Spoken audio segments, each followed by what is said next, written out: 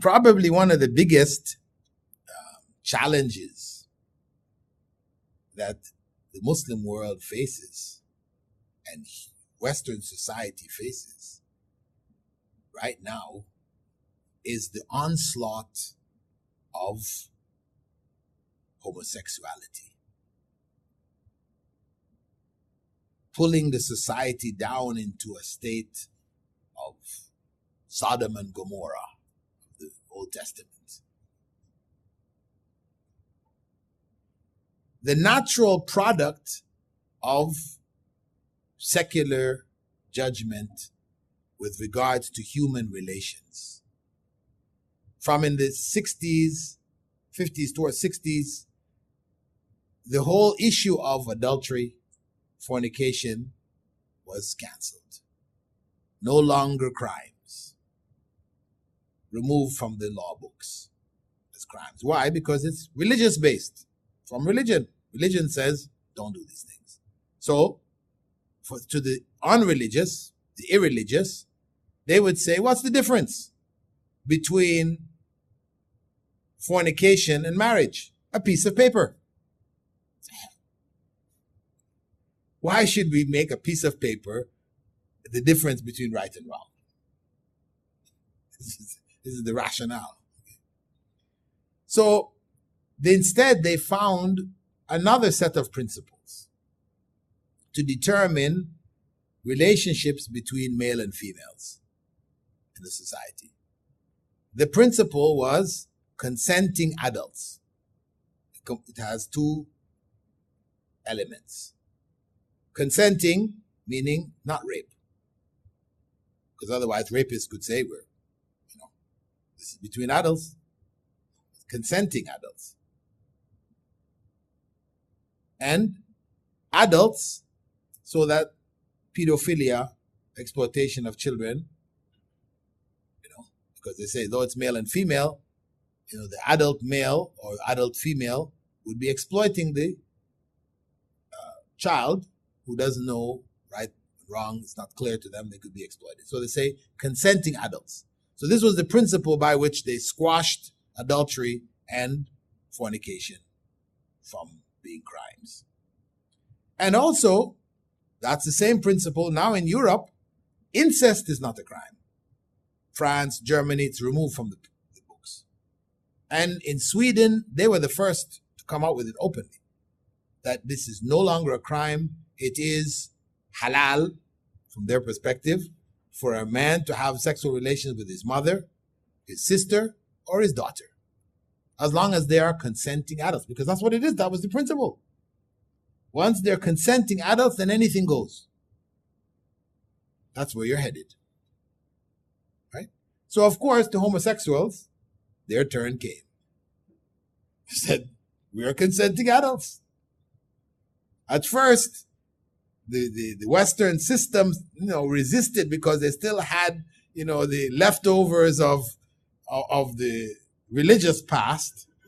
So they said, no, consenting adults means male and female. Not male and female, no. But eventually, the intellectuals, people coming out of the closet, in the 60s and the 70s, the weight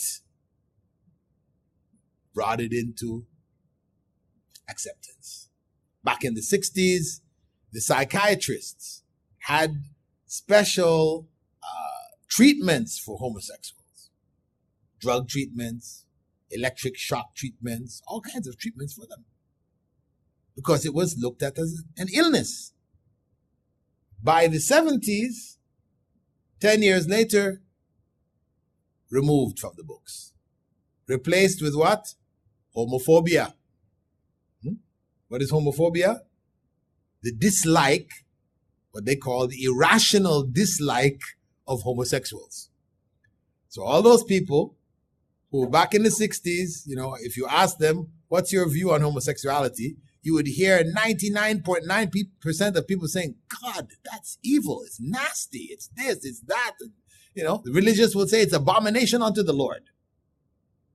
By the 70s, you ask the same people, the next generation, decade later, what's your opinion? They say, alternative lifestyles. I don't necessarily want it for myself, but it's alternative lifestyles, right? Different strokes for different folks.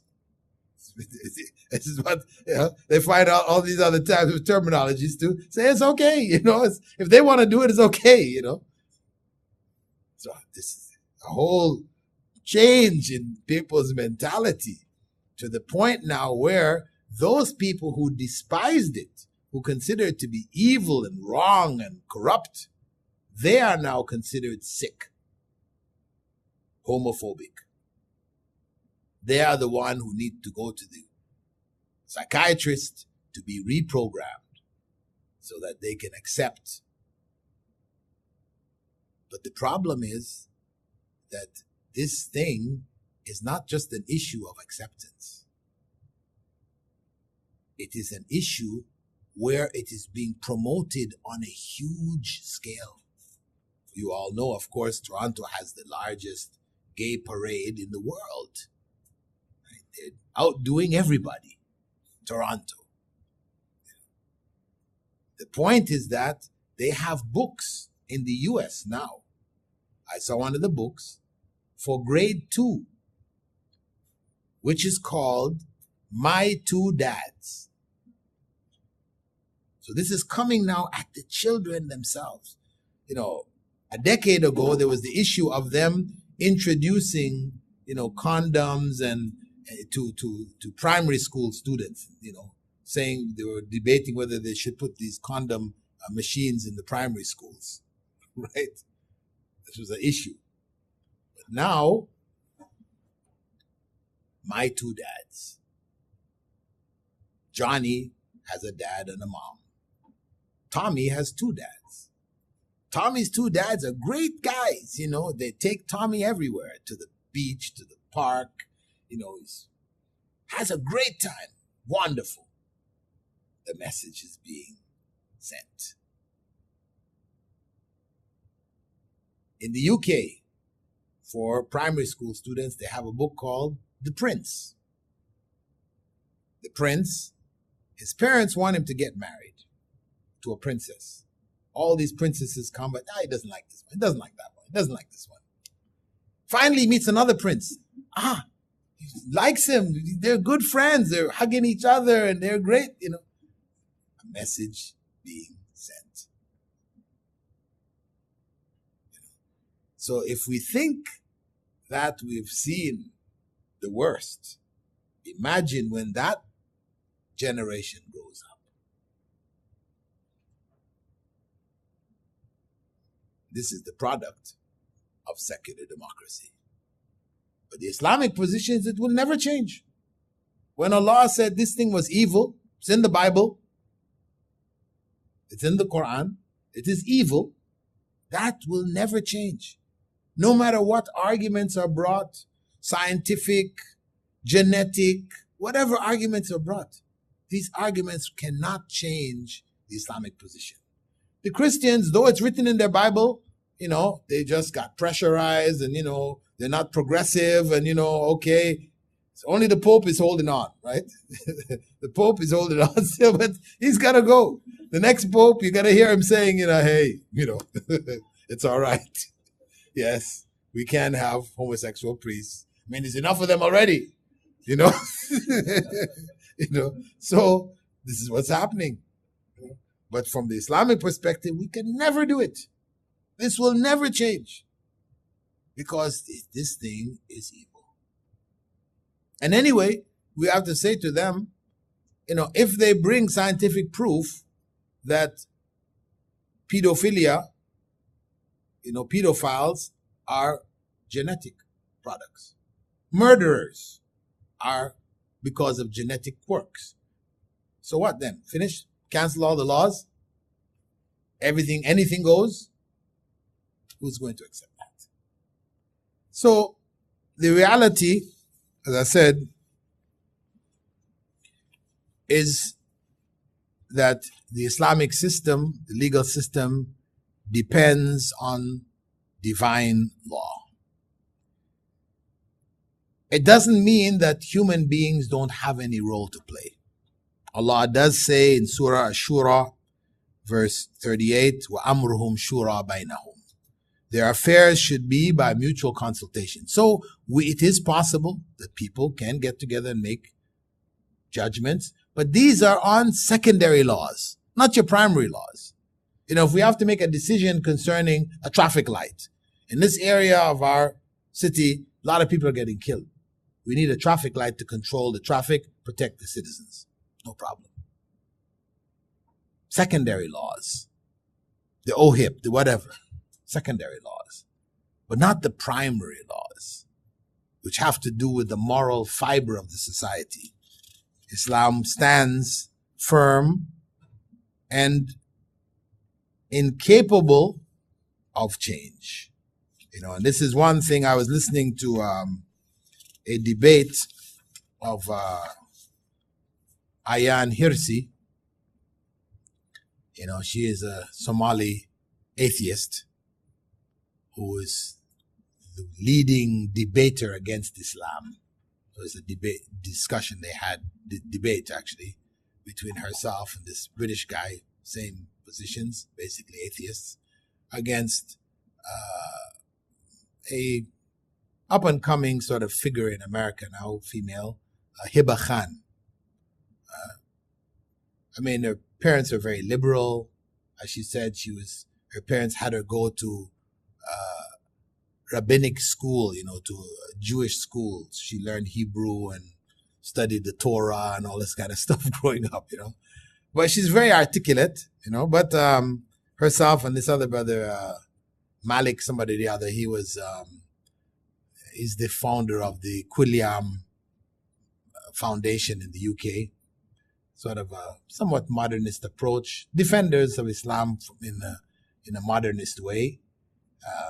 They were in this debate. But I was just listening to Ayan Hirsi, and her whole point, she openly said, all monotheistic religions are terroristic.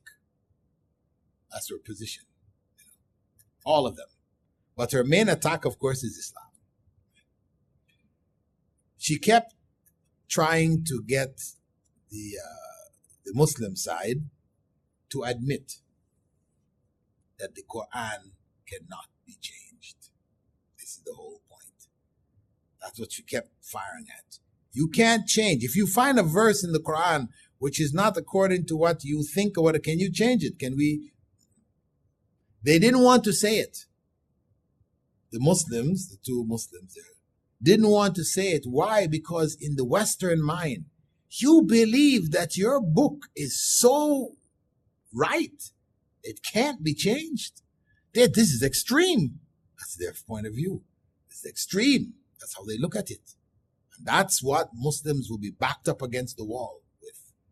We believe that this book really is the word of Allah. The Christians who used to believe that, they've just been reduced down to a very small group now. The fundamentalists, the groups, the extreme Southern Baptists, whatever. These people are few. The majority of Christians now have accepted the Bible is not the word of God. So all books are made up by men. Now Muslims come along, not our book, so we become the target now. We are the only people left who will never say that this book is not the word of God, and that to deny any aspect of this book is disbelief.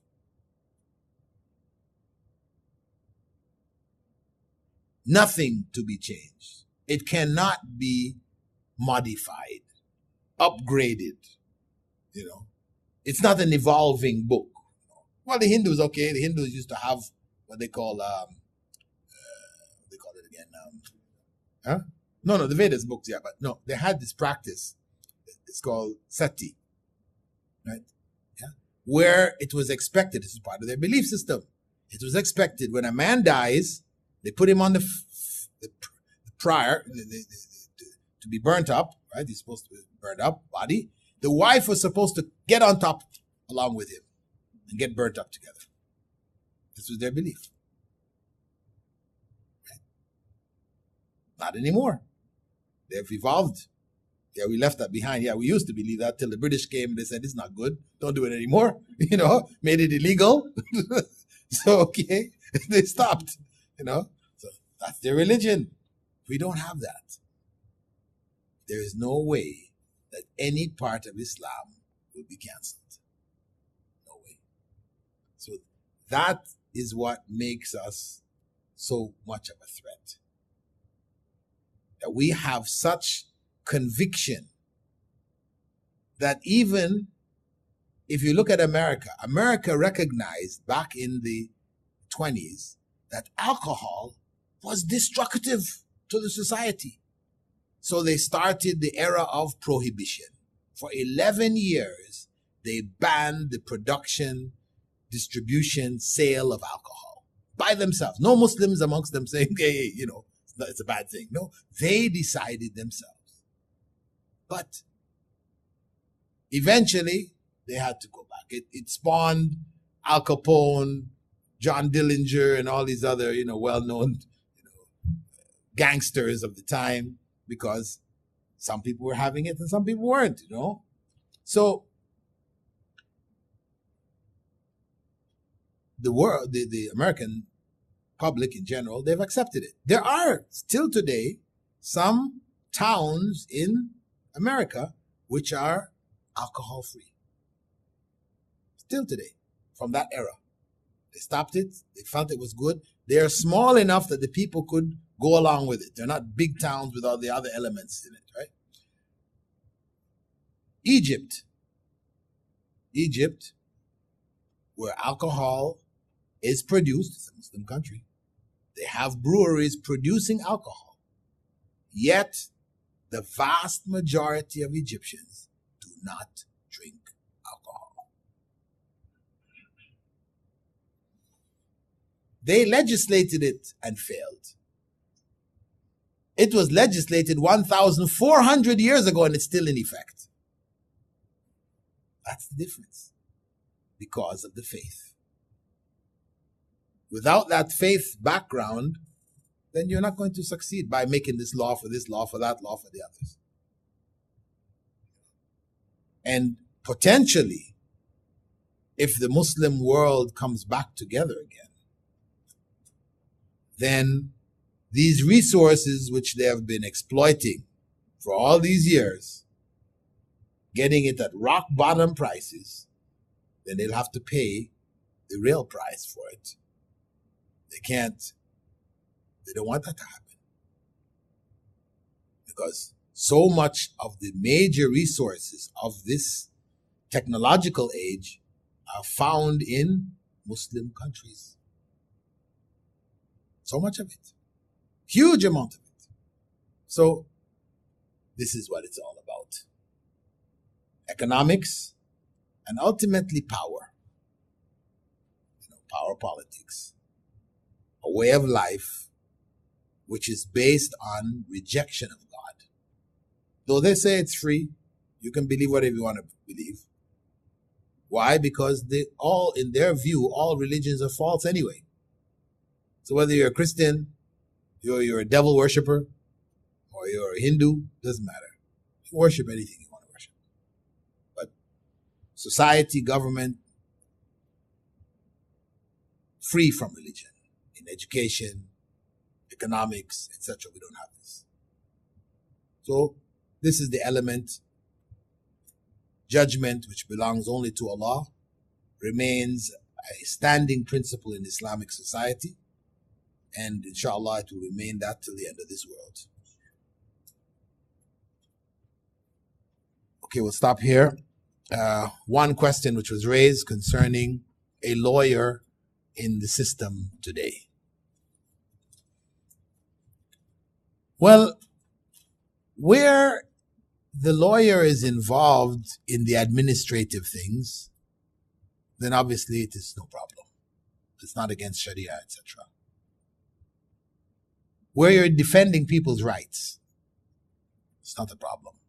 There are laws governing the society, and these laws which defend the right of individuals, you defend the right of those who are considered rights in Islam. Of course, what happens if you're in criminal law, then the best lawyer is the one best able to get off the criminals. Right? Guy comes to you and says, I did it. Can you get me off? Yeah. Okay, you get the money. Right? Whereas as Muslim, he comes and he says, I did it. Can you get me off? No, I can't do that. You're a criminal. I can't defend you. That's the difference. We do need to have lawyers in the Muslim communities, because if we don't have lawyers who understand the legal systems, then how do we protect our communities from the harm of that system? So there is necessary. But you have restrictions. And this is where, for a person who's going to go into law, they need to have a good background also in Sharia. So they know what are the limitations, what Islam can permit, what Islam doesn't permit. But basically all of the various professions, we need Muslims in all of them, because they're necessary for the functioning of the Muslim community effectively in these circumstances. Okay, we'll close. Subhanakallahumma bihamdika, nashhadu an la ilaha illa ant, nastaghfiruka wa natubu ilayk.